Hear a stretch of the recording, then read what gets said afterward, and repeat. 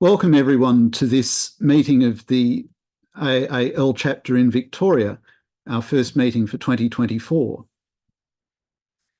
It gives me very great pleasure to welcome our guest speaker for this meeting, the Reverend Dr. Elizabeth Smith. Elizabeth is very well known to everyone here, having been a member of the Victorian chapter for many years when she was ministering in Melbourne. We're very glad that Elizabeth is able to join us from Western Australia, where she is now the mission priest at St John's, Kalgoorlie.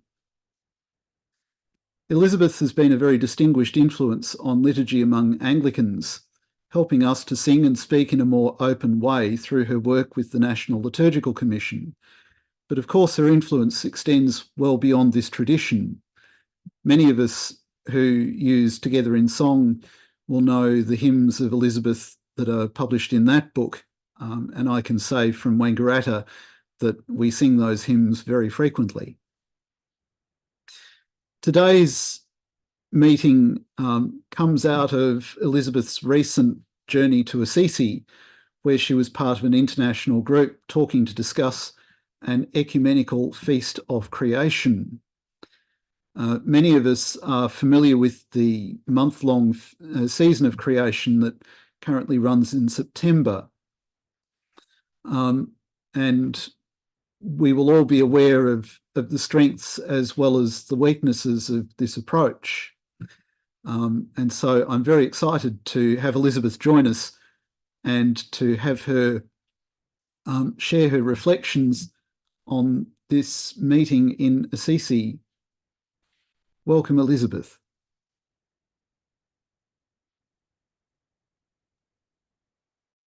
Unmuted? Yes, you're good. Good. Well, hello, everyone. It's good to see some familiar voices, or hear some familiar voices, even if I'm not seeing all the faces. It's a pleasure to be able to talk to you tonight. You'll probably have things you want to know about this, but I'm just going to give you the slightly cynical, realistic Anglican take on what happened in Assisi and why and where it might go next. I'll also put into the chat a link, but I won't put it in yet because you'll go off and read that instead of listening to me. A link to the accumulated papers from the seminar that just came out last week, and they're free to disseminate to everybody you like, and you can read all the papers by the good and the great and enjoy that and take them to your networks. We're very much encouraged to share them around. Okay, so I'm assuming that you're not babes in the woods and you all know how most of us came to use well, if you're Catholic, the Ordo Lectionem Missae, OLM, or if you're Protestant, you're probably using the Revised Common Lectionary, which is a spin-off and an evolution from that. And you're also professing with great enthusiasm every Sunday the Nicene Creed, unless you've got a baptism when you're doing the Apostles' Creed. And the Council of Nicaea has a 1700th anniversary next year. Not the Creed exactly, because that took a bit longer, but the Council, 1700 years. And the lectionary has its series of Christological feasts. I think it's called, if you're Latin, you call it the Temporale. And then you've got your feasts of the various saints, the Sanctorale. And there's all sorts of goodness in there, and it goes for 3 years, and there's plenty to preach about. We have just re-entered the long season without any big interruptions. We're back in the green Sundays. If you're an unreconstructed person, you'll probably call them ordinary Sundays. That's what they used to be in the Anglican prayer book from 1978. Now we tend to call them Sundays after Pentecost, but around the world and in different polities, you've got a variety of different nomenclature for this long period. And what I think is there's such a thing as clergy boredom syndrome. And you get people who who think, oh, look, we've had nothing but readings from the gospel and Paul in course, and what this year we're in, what are we in this year? Is it Mark? I think it's Mark. We're in Mark this year, We're yes. in Mark. So we've no more Gospel of John for months on end, lots of just Mark until we get to August, and then there's 6 weeks of John chapter 6, and how do you preach about the Eucharist for 6 weeks? So there's a thing called clergy boredom syndrome, and there's this pop-up sort of idea of the season of creation. Now, Australians have got into this partly because Norman Harble is one of ours. I have not got into it. I don't think it's a great idea. I find that a lot of the materials are pretty flaky. I don't want to have Sea Sunday, Mountain Sunday, Sky Sunday. I'd rather have the day of the resurrection of the Lord and keep reading Mark's Gospel. However, between clergy boredom syndrome and the long period of green Sundays and the rise of important theological discussions about the state of the planet and what we as Christians need to do about it, there's pressure. There's pressure to do something with the lectionary, the calendar, to put something in there that will draw all eyes to this important theology. So I think it is important theology. I have no doubt whatsoever about that. And some great stuff is being done. A lot of it is being done ecumenically.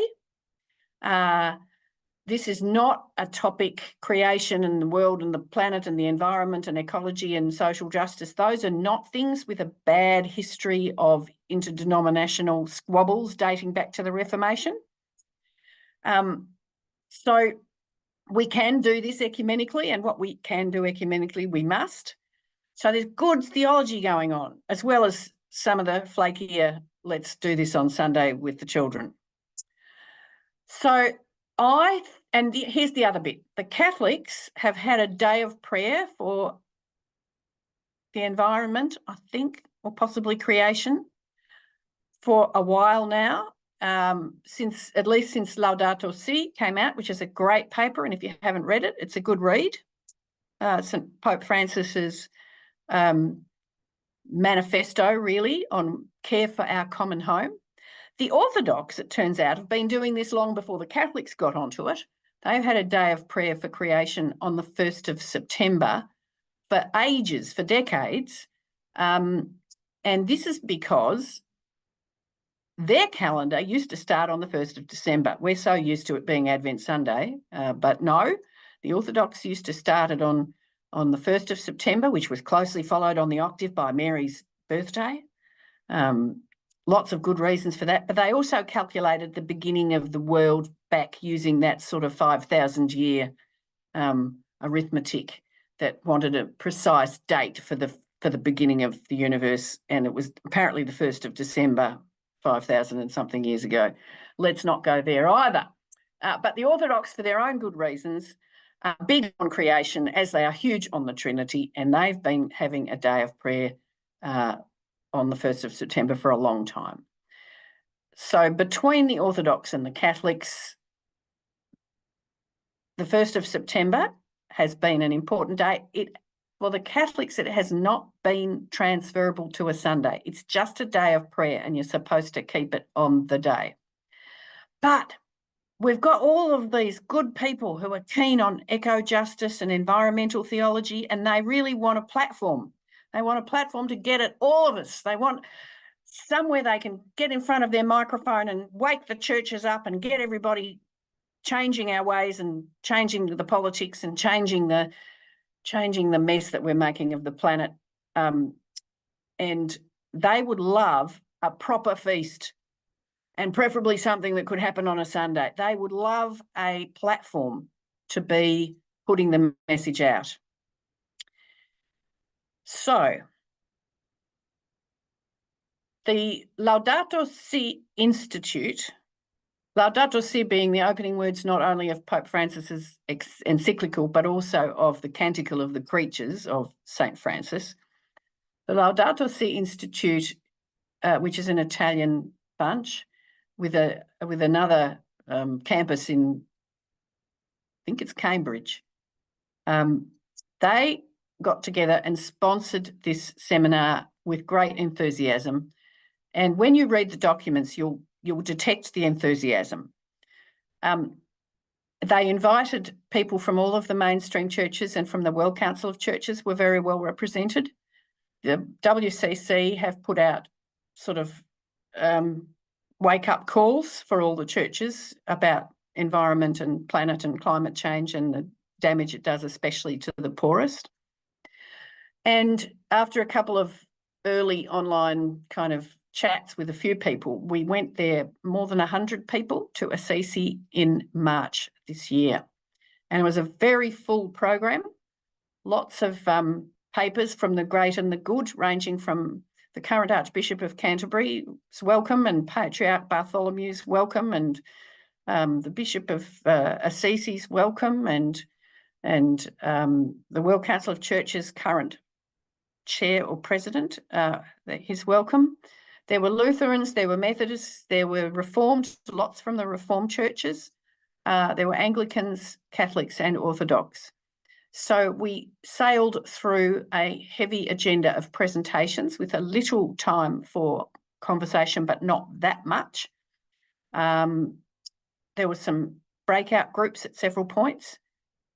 People are really enthusiastic about this. I would say that the least enthusiastic group out of the ecumenists, the eco-justice theologians, the environmental theology people, the activists, and the systematic theologians, because they're real keen too, because this is a whole new area to, explore.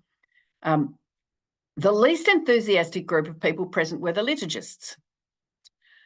The liturgists have a huge respect for the calendar, and don't mess with it lightly.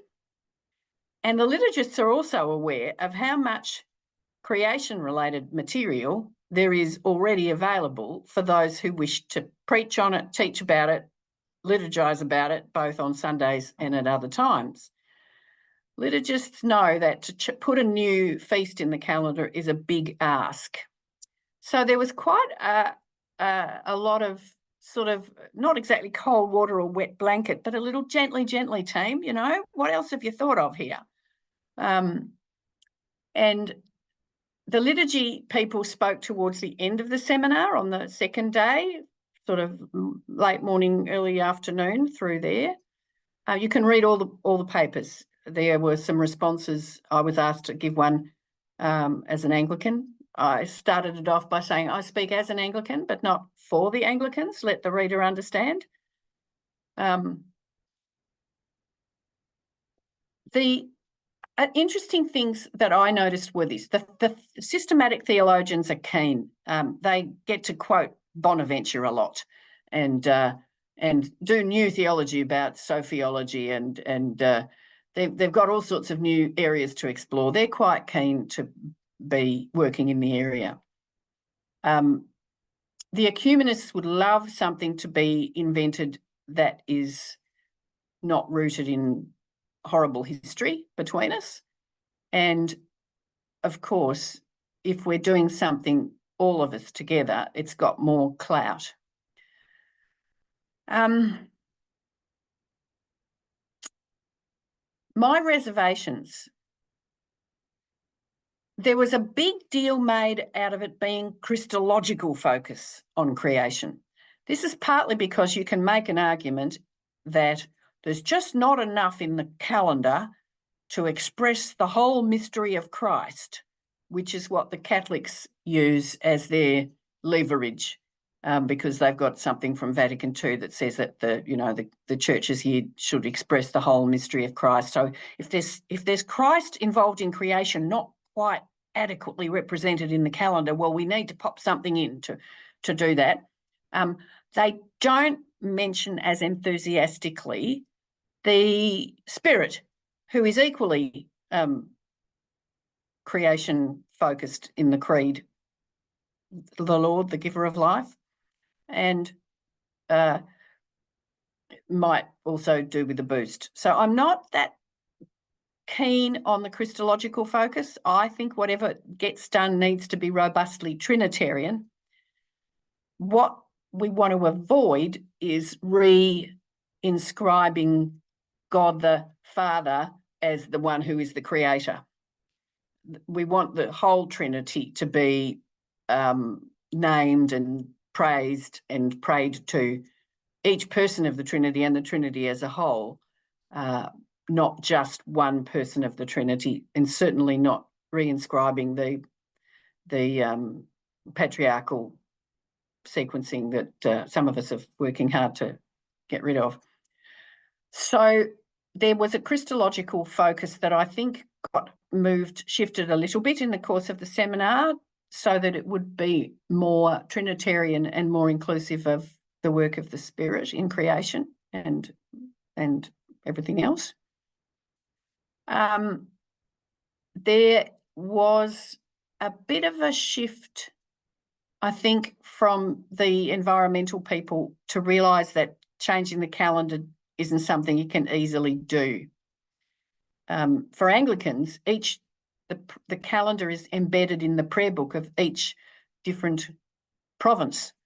So changing prayer books is not an easy thing to do and would need to be done on a province by province, or in the case of Australia, Australian basis. So you'd have to be really committed. You'd have to know, you'd have to be confident that you were doing the right thing. I talked a bit in my thing about, we were asked to consider what could we learn from other recently promoted feasts, and 3 that were promoted in the 20th century were the Feast of Christ the King and the Feast of the Baptism of the Lord. I had not realised that was a new-ish feast. Apparently it used to be just part of the whole Epiphany bundle with Epiphany, Baptism of the Lord, Wedding at Cana, but then that got separated out to be a feast on its own, first Sunday after Epiphany. And Holy Family is another one that was promoted in the 20th century. What might we learn from that? Well, my opinion was that feasts can and do date. So something you add this century or this decade might not be quite such a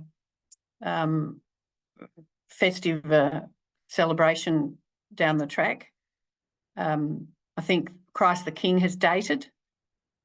The Holy Family never took off among Protestants. The Baptism of the Lord, I think, works quite well, and in fact is a wonderful chance to preach about Christ and creation. He is literally immersed in the earth and amongst its creatures, water and all the rest of it, on his baptism day. So what can we learn from other previously invented feasts? I'm being a bit random here, but there was an awful lot of abstract theological reasoning done.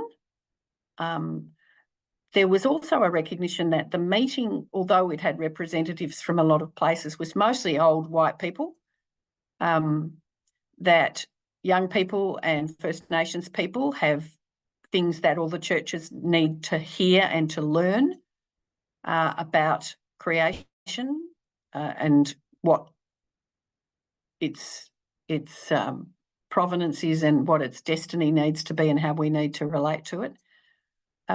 So that was recognised. How you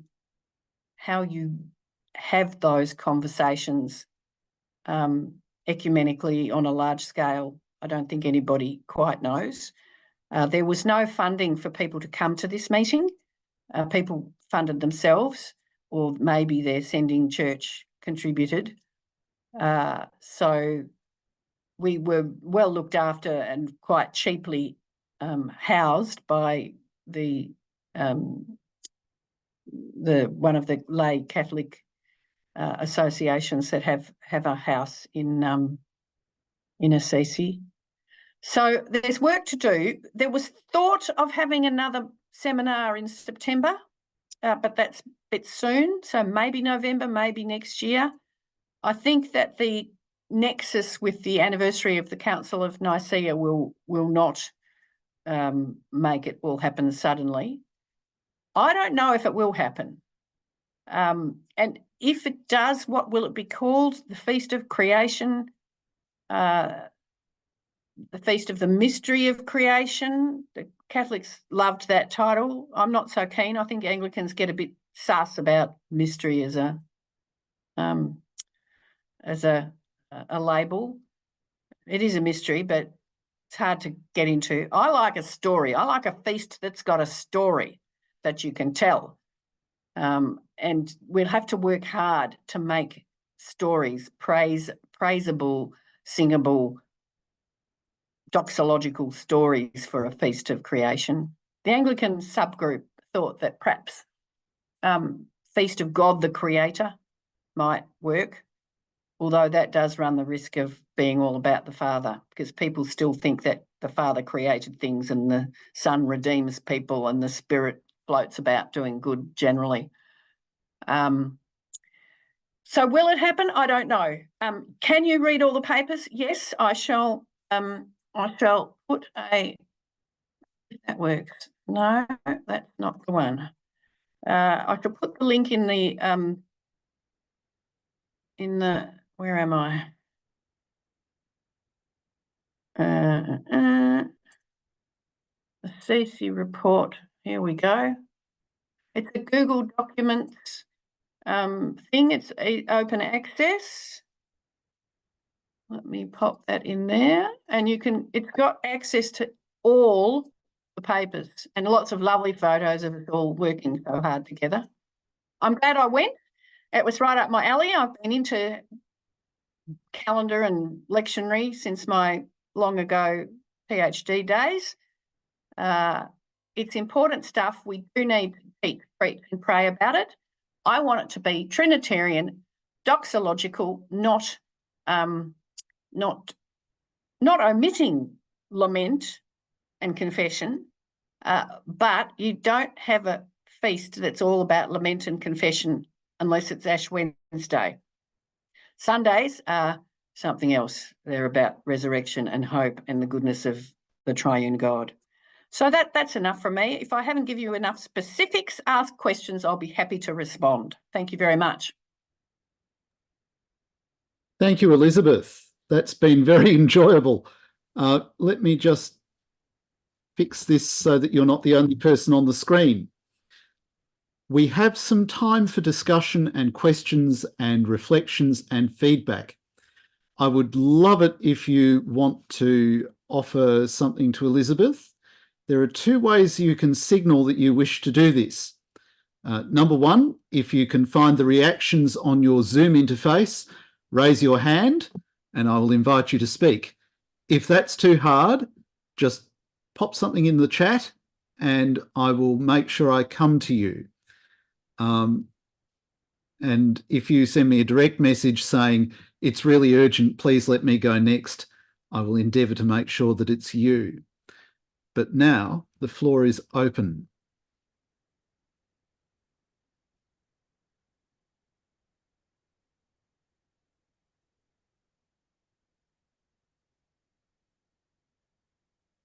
Yes, Adam.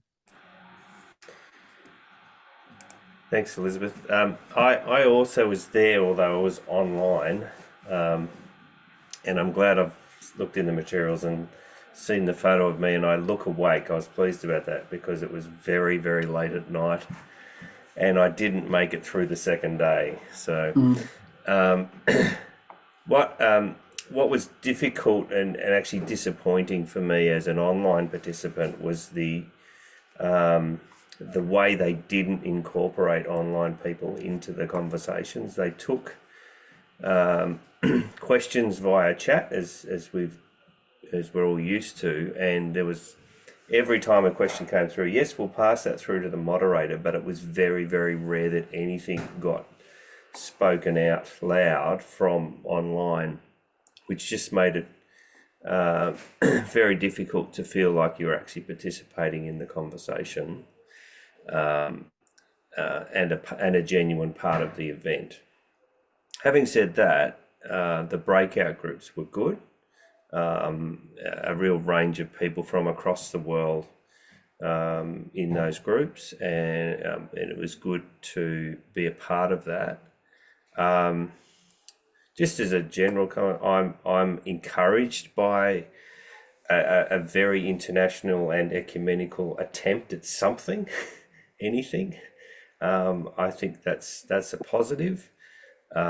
Whether the result will be any, I had the sense that it wasn't quite going to get going, despite the strong level of enthusiasm from some parts. I thought some of the difficulties that were being expressed in actually getting it on the ground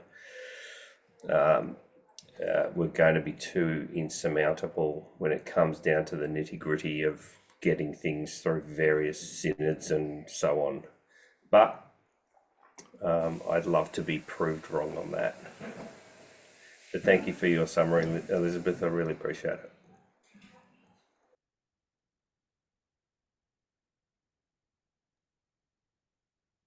We have a question from Paul Taylor. Paul, would you like to share that with the group, please? Thanks, Kieran. Elizabeth, thank you very much for your presentation. It just got me thinking about whether you got any sense about the feeling amongst the conference participants. Do they think there's a real lack in our liturgical calendar with an appropriate focus on creation, or is it a push from various interest groups to see creation more honoured in the liturgical year, or both? Yeah, I think it's a bit of both, but the pressure is coming from people who are most enthusiastic about the churches having a strong Christianity and the churches having a strong voice for the planet and the people. Okay. And it's the Laudato Si movement, and that sort of we need to get the word out. And the WCC material, if you look up their statement on the environment, it's doom laden, it's urgent. Like Greta Thunberg says, I want to frighten you, So there is that sense. And a lot of churches have appointed officers to do with ecology and the environment and climate change. There are people, clergy and lay leaders, working theologically in these areas. So they are really keen. Some of them more panic-stricken, and some of them more broadly engaged with the scope of it all. The liturgists tend to go, you're not looking hard enough for your opportunities to teach about this. Although the liturgists also go, yeah, look, we're happy to talk creation. It's important stuff. We also want to save the beautiful world that we praise God for making. So it's a bit of both. Okay. Depends who you talk to. Some of the environment people, like Canadian and American and Scottish and other activists, theological, the person who's the diocesan environment officer, because lots of people have that now. Mm-hmm. They couldn't understand me going, yeah, well, maybe not. They couldn't understand it. They thought it was a no-brainer that we would want this and do this. So I think it was a bit of a wake-up call for some of them. Yep. Thank you very much. Great. We now have Tom Knowles with a raised hand.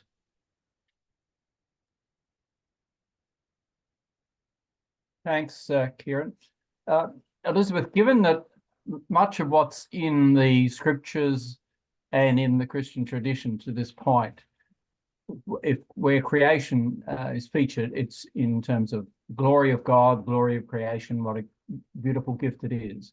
We are in a new era where creation is under such threat. There is so much to lament. I'm just wondering, given that the liturgy that we have as emerged out of the scriptures and this long tradition, this is a wholly new situation. So how do we integrate a prayer of creation when this is a completely unprecedented situation where human activity threatens the very well-being and life of the planet? Yeah, I don't think anyone's got an answer for that yet. I don't think introducing a feast of God the Creator or the mystery of creation is going to be the solution. I think we need probably more liturgical materials of the lament and repentance kind that we can use at other occasions. We could be adding prayers of lament and confession for sins against what the Creator has entrusted to us every Sunday. It would not be hard. So we do need to do more. We have, as liturgists, and this has been noticed many times in the last 50 years, we've been better at praise and thanksgiving than we have at lament. So figuring out how to lament appropriately about many things is a skill that liturgists may need to develop.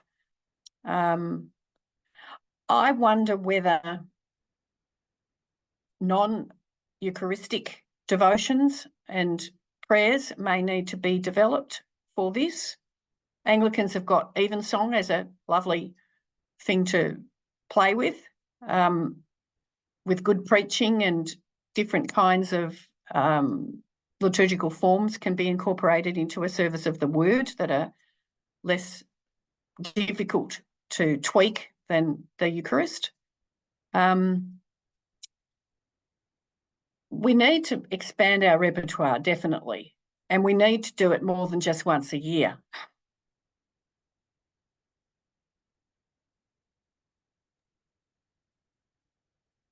Thanks, Tom and Elizabeth. I have a question from Bev Phillips. So, Beverly, if you'd like to unmute, please. Yeah, I'm not going to express this very well, but thanks, Elizabeth. And you did mention that Indigenous persons and First Nations were not well represented at all. My concern is that to ask the question whether any Pacifica nations were there, given that they are facing annihilation right in the face. So their prayers are very real about just being able to survive till the next month.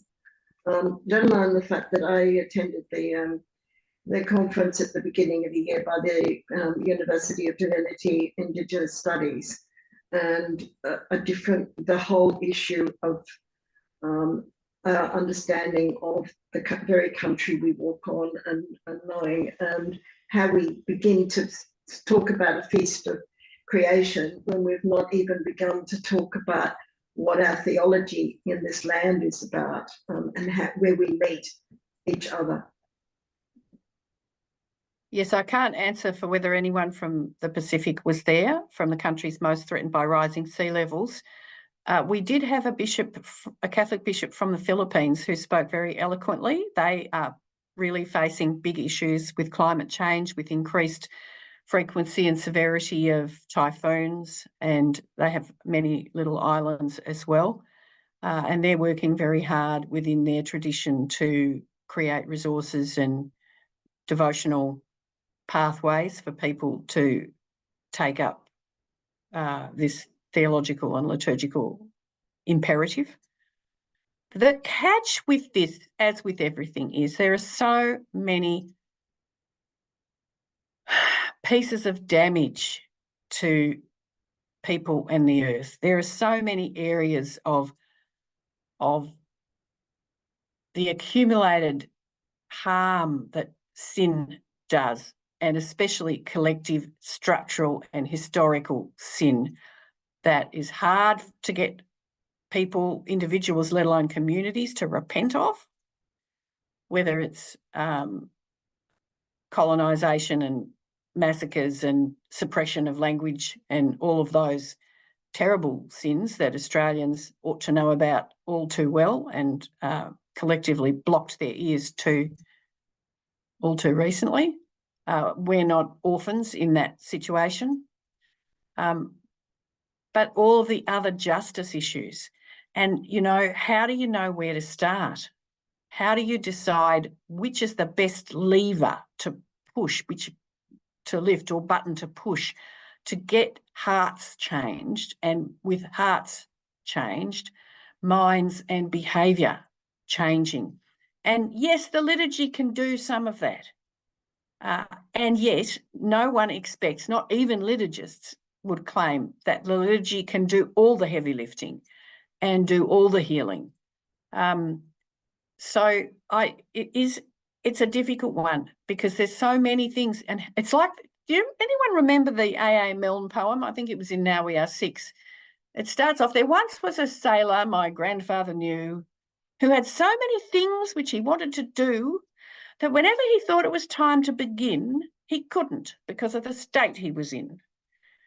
He was marooned on an island and he needed clothes and he needed a goat for company and he needed some shelter for his house. But when he started building the house, his head got hot and he thought he should stop and make a hat. And then, he thought he was lonely, so he wanted the goat. And so he tried to, so it was one of those poems that was very evocative of the human condition and why we sometimes do nothing rather than something. So I think that getting the churches to do something about any justice issue is progress. Liturgical resources and materials and platforms are very helpful in getting people to do something rather than nothing, but they're not enough. And it would be a pity if people thought, oh, we'll get this feast up, get the Pope to proclaim it. It's easy for the Catholics. They just need one fiat and off it goes, and the Orthodox are pretty much the same. And then everybody will pay attention and will do something about this. Not so, not on anything, not on poverty, not on climate change, not on post-colonial stuff, not on anything you care to mention where there's structural collective sin and the collective resistance to acknowledging that and being transformed by true repentance.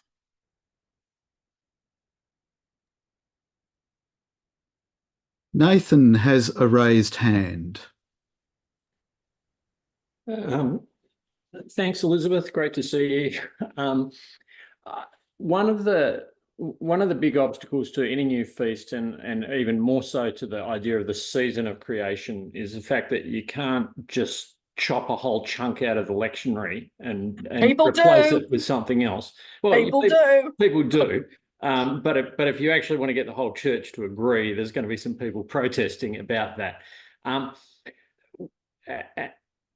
At the English language liturgical consultation, there's starting to be a little bit of traction around the idea of doing a really comprehensive review and rethink of the lectionary. And some of the things like a push for a season or a feast of creation have fed into that. But we're also recognizing that, hey, if we're going to talk about that and it has such big implications for the lectionary, then if we're going to do it at all, we actually need to listen to a whole range of critiques of the lectionary. And one of the obstacles to doing that for a long time has been the growing gap in liturgical cooperation between the Church of Rome and the rest. And there was a resistance to doing anything until we could get that cooperation happening again. But I think at the moment there's a bit of a sense at ELK level of maybe we just need to give up on that hope because it's kind of meant that we don't do anything. And maybe there's still no sign of it happening. So maybe we need to start looking at it. Now, nothing's really moving yet, but the conversation is beginning to get traction that it hasn't seen before about doing that revision. But it strikes me listening to what you're reporting from Assisi about the ecumenical scope of it, that that a conversation like that and its implications for the lectionary and so on risk getting tangled up in that again as to whether anything can be done and whether the lectionary as it is, as you said, is embedded in prayer books and everything. So if we're going to do it, you need to do it on a big scale. It gets all caught up in that and whether we've already got a bit of a divide on the lectionary because of the non-adoption of the revisions, even though Rome was involved in doing the revising, then not adopting them. So, yeah, just wondering your thoughts on where that's at and what that means for this quest as well. Yeah, that's a tough one.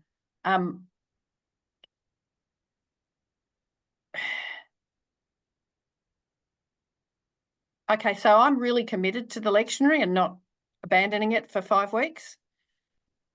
Most of the Norman Harble and other Season of Creation stuff does abandon the lectionary for 5 weeks. But for example, in the Assisi papers, you'll find a paper by Ernst Conradi from the Reformed Church in South Africa. They've taken a different approach. They've taken the revised common lectionary readings and they've said, let's put a theme in place with those readings with an angle on creation. So they put out lots of resources for churches to use, prayers and themes and preaching tools and ways to construct whatever comes up in those readings with an angle on creation, ecological environment types of theology. Now, that is a lot of work, but at least it keeps the church faithful to the lectionary and allows the focus on creation to last for more than a moment. So that's part of it. Here's another little reality check, team. We keen liturgists, we know that liturgy is a wonderful thing and it's the treasure of the church. And we also know that in most of our mainstream denominations that are still liturgical, or the portions of our denominations that are still functioning with respect for the traditions of the liturgy and our prayer books or our orders or whatever we've been given, including our lectionary, we're falling out of the truck backwards as it drives on into the 21st century of secularism in the West. We are not able to make our liturgy into the pastoral, evangelistic and formative force that we believe it could be in our communities. So sometimes I worry that, let's fix up the lectionary. Let's all do that really well and, get the anti-Jewish references out is the current one with the RCL. Let's get all the, let's prune it a bit so we're not quite so anti-Jewish. We're kind of tidying the deck chairs on the Titanic.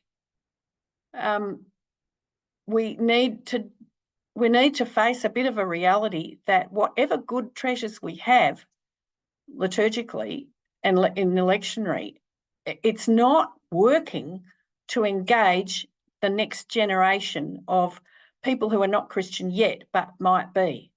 We have the odd success story. It keeps us going. I can tell you some lovely stories about liturgy working in a kind of 21st century way in St John's Kalgoorlie of all places, with no musicians and no servers and no bloody anything really. But, you should see us on Friday night once a month having fun with the kids and going around the circle. And it's still, I call it relaxed. I don't call it informal. The form is there, but we're not uptight. But really, I just think some of the efforts ecumenically and denominationally even to fix and perfect our liturgical structures are deck chairs on the Titanic stuff. And we need to deal with the bigger issues of how do you talk good news of Jesus in a secular West? How do you talk liturgy in a post-liturgical emerging church in in Africa and Asia? How do you do it? And I have no answers to that.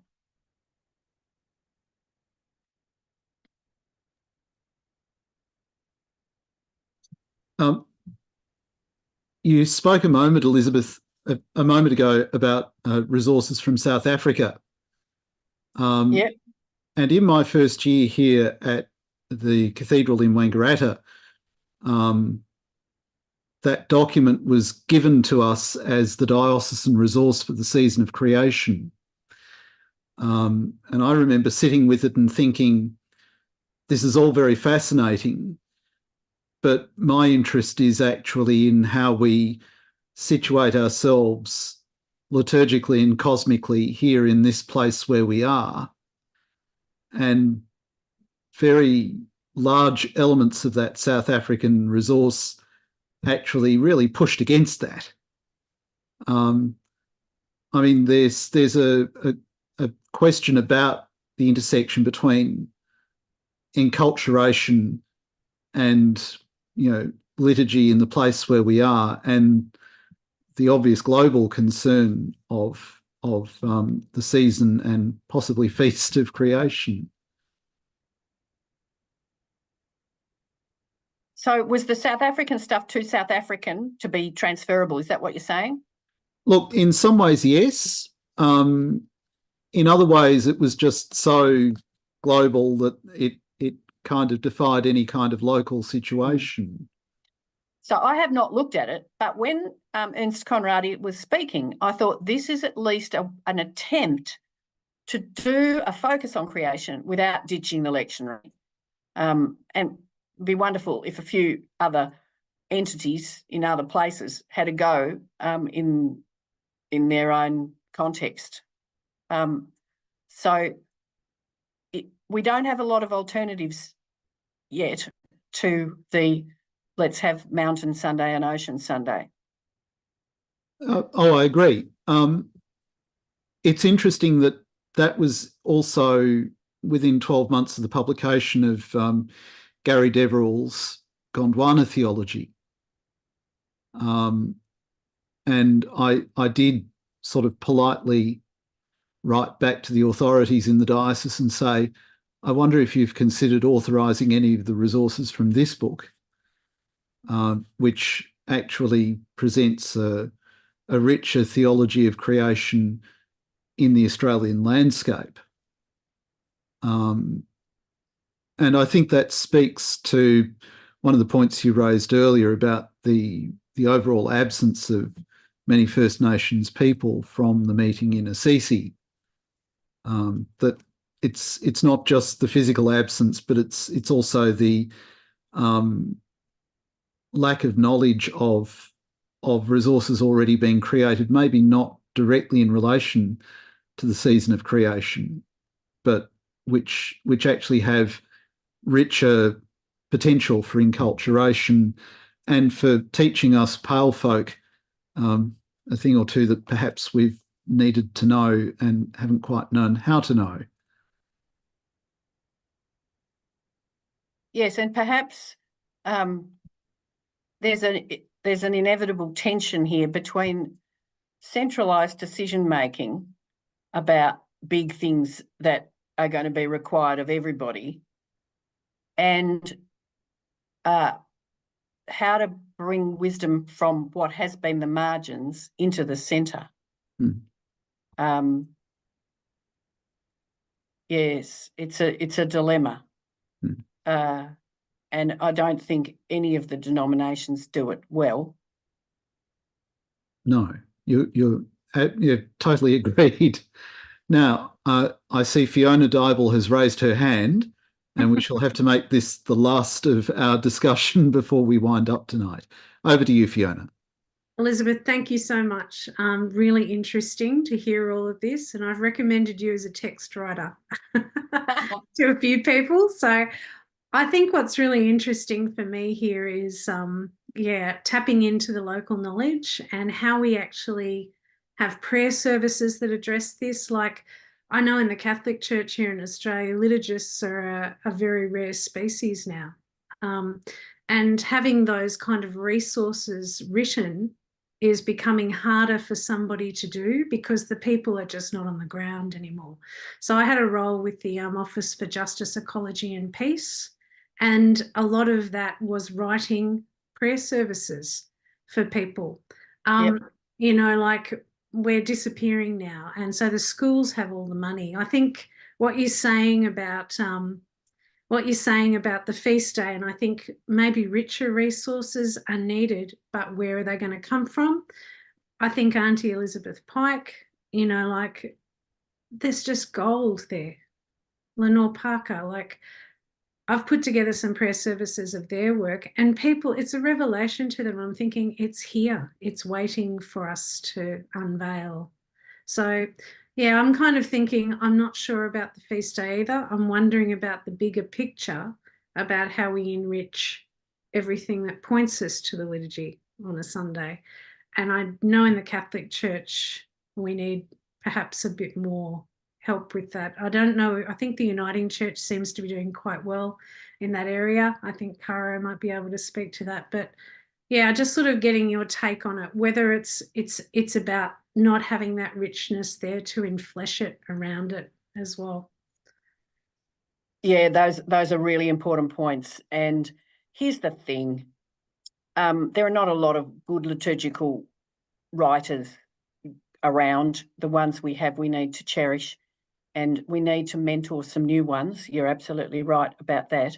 But most of the liturgical writing that needs to be done is not going to be around the Eucharist. It's going to be in things that you can do in 20 minutes with a bunch of year 10s or a bunch of 7-year-olds. It's going to be things like, I got a quick look at it, and they haven't finished it yet, but there's this, I really liked it because I'm a bit of a science buff myself. They're writing a Genesis 1, it's really a Genesis 1 midrash, where you read Genesis 1 alternating with science.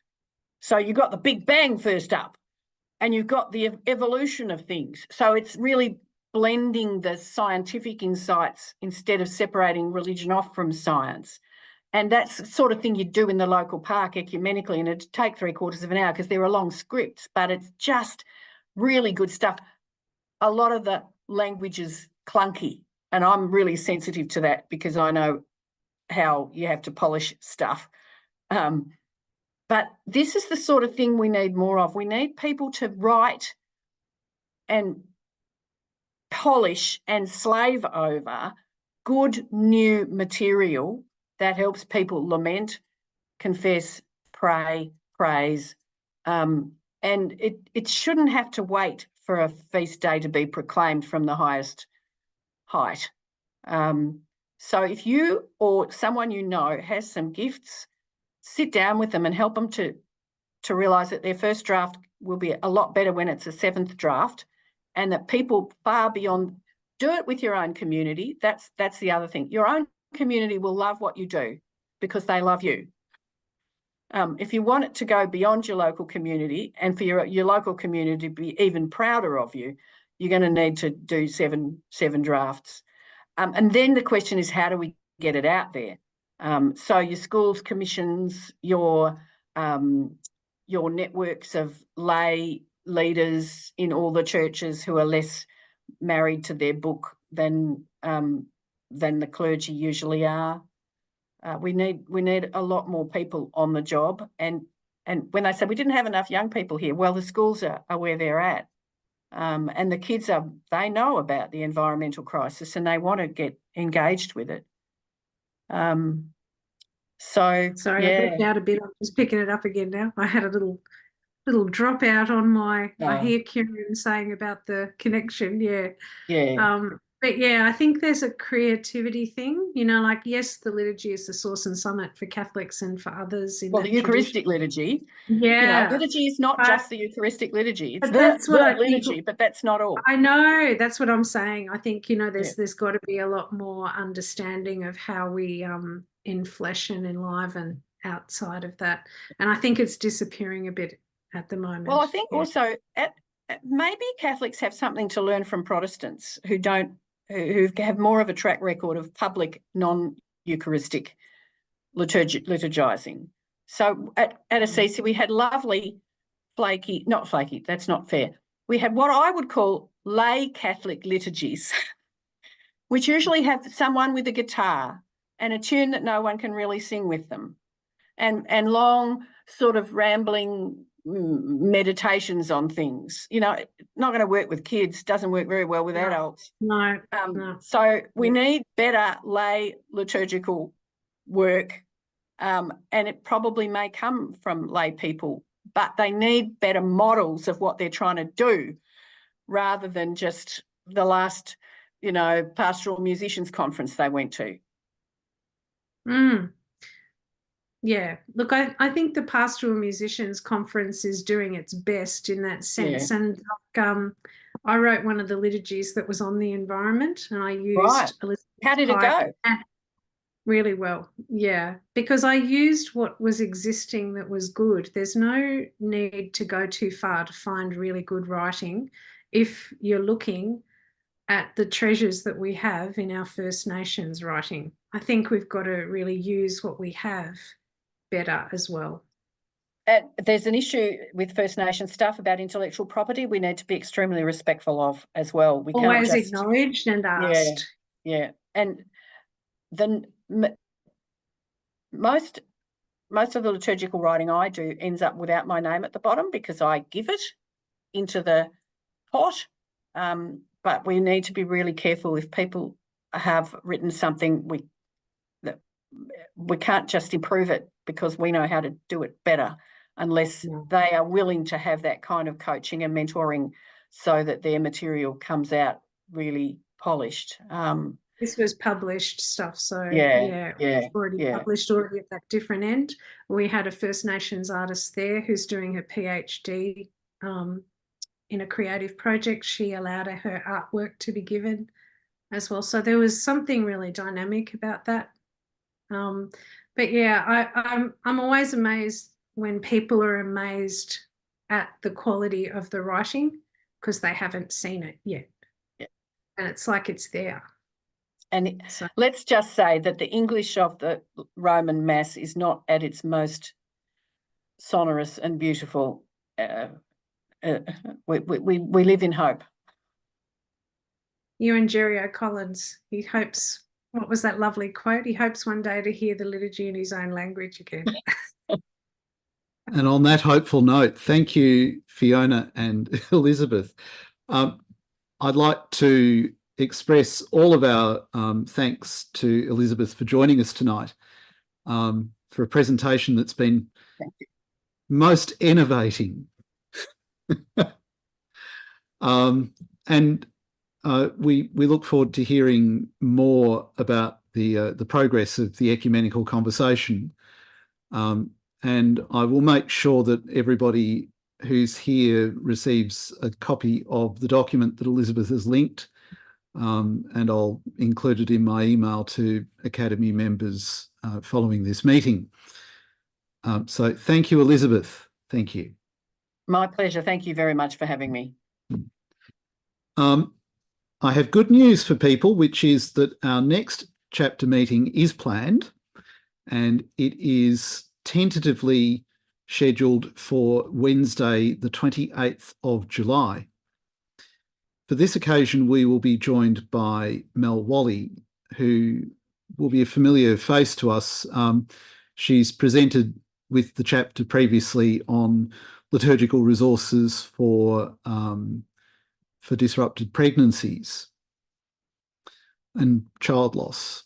And Mel will be joining us to talk about liturgical preaching in the presence of trauma survivors, particularly in the context of a recent evangelistic initiative called Hope 25. There will be more information and more specific outline information about the session coming very soon. Mel agreed just on the eve of going to a silent retreat, so at present she's thinking about it very deeply, I hope. I'd like to thank you all for being here and to hope that all goes well for you in your places at the moment. Thank you for joining us for a later meeting time. And I look forward to seeing you again very soon. As we go our ways, let us pray.